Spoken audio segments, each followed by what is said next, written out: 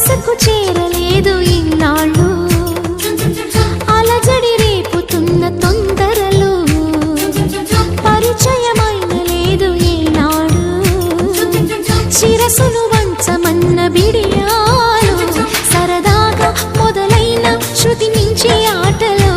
నన్ను నేనే మరిచానా మురిపించే మొత్తులో ఏమైనా ఈ మాయ బాగుందిగా ఆకాశ మార్గాన సాగిందిగా